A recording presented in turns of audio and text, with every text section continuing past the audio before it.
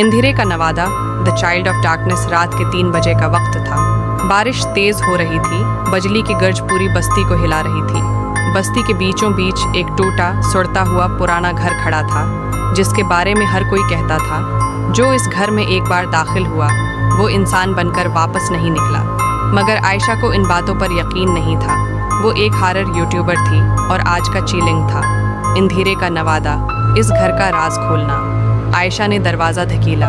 दरवाज़ा खुद ब खुद बहुत आहिस्ता से खुल गया, जैसे कोई उसे अंदर आने का दावतनामा दे रहा हो। पहला लम्हा बच्चे की हंसी। घर के अंदर मुकम्मल अंधेरा था। बस दौर कहीं से एक बच्चे की हंसी की आवाज़ आई, ही ही ही। आयशा के कदम रख गए।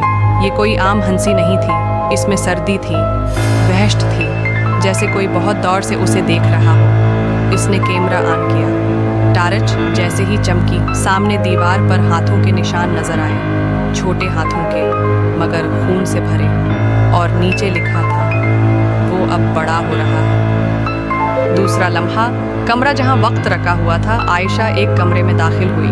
कमरे का घड़ियाल रखा हुआ था, पर उसकी सोइयां थोड़ी थोड़ी उल्टी चल रही थी। खिड़की के पास कोई खड़ा था। वो मड़ा, वो एक छोटा बच्चा था, मगर उसकी आंखें खाली, गहरी, बिजली जैसी सफ़ेद थीं। बच्चे ने आहिस्ता से कहा, हम तुम्हारा इंतज़ार कर रहे थे। अगले ही लम्हे वो बच्चा गायब हो गया। तीसरा लम्हा, पाँव जो खुद चलते थे। आयशा ने नीचे देखा। ज़मीन पर छोटे छोटे कदमों के निशान थे। वो हल रहे थे अपने आप, जैसे कोई नज़र ना आने वाला बच्चा चल रहा हो, दौड़ रहा हो, उसके करीब आ रहा हो। फिर अचानक कदमों के निशान सीधा आयशा के सामने आकर रखे, और एक ठंडी सांस उसके चेहरे से टकराई। चौथा लम्हा, अंधेरे की सीढ़ियों से किसी औरत की चीख गूंजी। आयशा ने ऊपर देखा। एक औरत छत से उल्टी लटकी हुई थी। इसके बाल फर्श तक पहुंच रहे थे, आंखें बाहर निकली हुई, मुंह सीधा कान तक फटा हुआ। इसने सिर उल्टाकर आयशा की तरफ देखा और कहा, तुम मेरे बेटे को क्यों ढूंढ रही हो? अचानक औरत का जिस्म झटका खाते हुए सीधा आयशा के पीछे आ गिरा। कैमरा हाथ से छूट गया। लाइट्स फलीकर करने लगे। पांचवा लम्हा, इंधिरे का नवादा सामने आ गया। पूरा घर लरजने लगा। दीवारों से खिराशें पड़ने की आवाज़ आई। फिर एक घनी स्याह धुंध पूरे कमरे में फैल गई।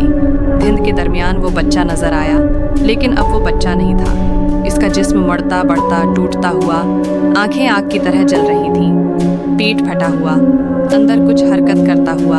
उसने गर्दन मोड़कर कहा, मैं तुम्हें अंदर बुला रहा था, तुम देर क्यों लगाती हो? वो तेजी से आयशा की तरफ लपका। छोटा लम्हा, आखिरी कदम। आयशा भागी। वो घर के दरवाजे तक पहुंची। दरवाज़ा बंद था। वो जोर जोर से धोखा देने लगी। पीछे बच्चा चीख रहा था, तुम मेरी हो, तुम मेरी हो। दरवाज़ा एक धमाके से खुल गया। आयशा बाहर गिरी, बारिश में भीगी, कांप रही थी। वो घर से निकल आई, या उसे ऐसा लगा।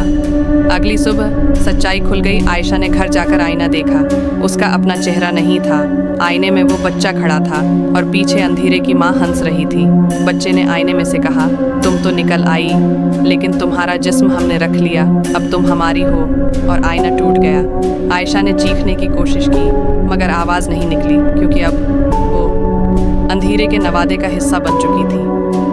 कुछ घरों में अंधेरा नहीं होता, अंधेरे के बच्चे होते हैं। जो अंदर आ जाए वो कभी वापस नहीं जाता।